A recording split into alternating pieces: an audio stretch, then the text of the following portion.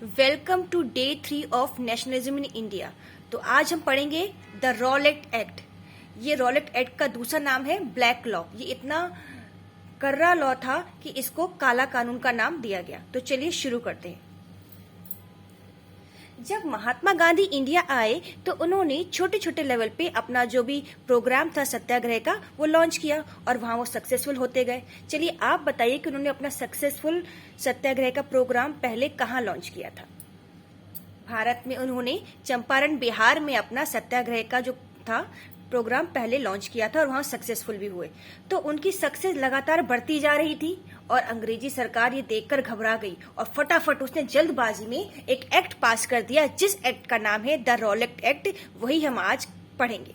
तो चलिए बिना देरी करे पढ़ते हैं व्हाट इज रॉलेट एक्ट, क्या था और क्या है। Rowlatt act was hurriedly passed by British government in respect to Gandhiji's idea of सत्याग्रह।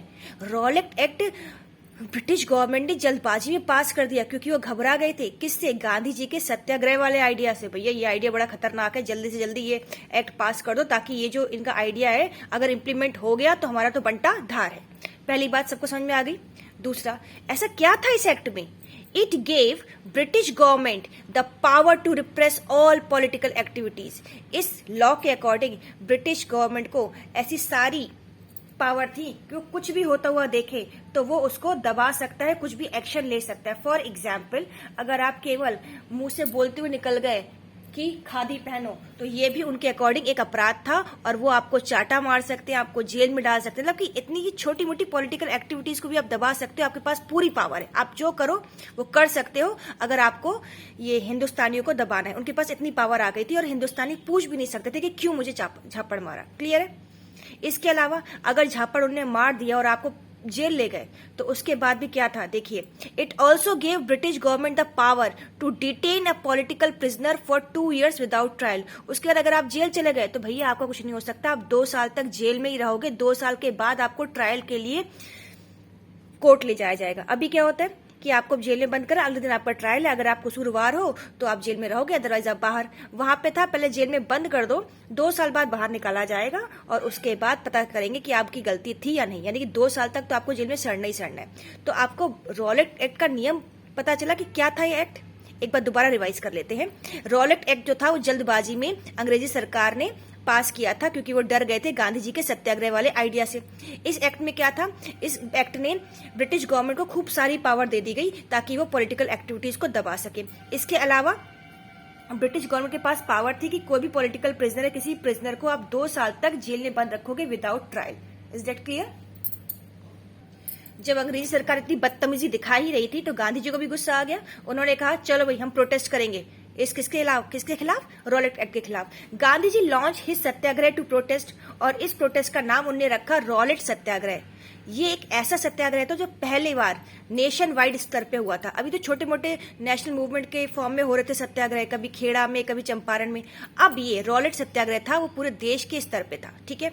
6 अप्रैल को गांधी जी ने कहा कि हमें मूवमेंट स्टार्ट करेंगे विद हड़ताल। हम हड़ताल करेंगे। रेलवे वर्कशॉप शॉप में ताला लग जाएगा, बंद हो जाएंगी।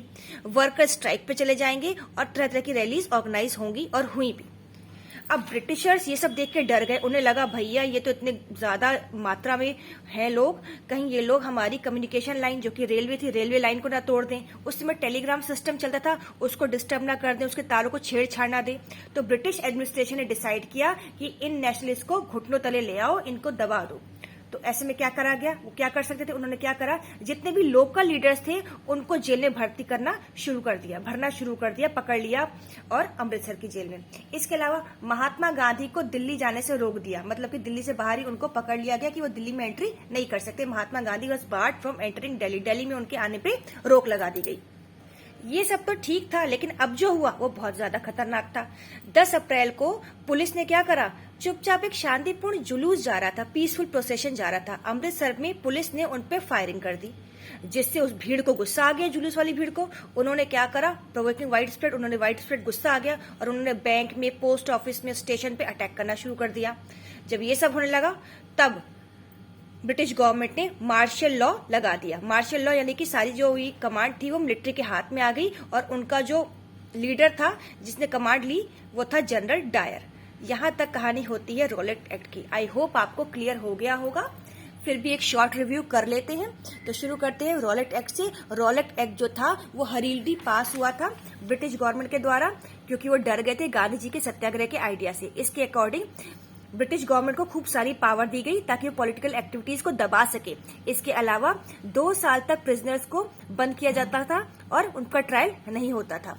गांधी जी को गुस्सा आया, उन्होंने रॉलेट सत्याग्रह लॉन्च किया।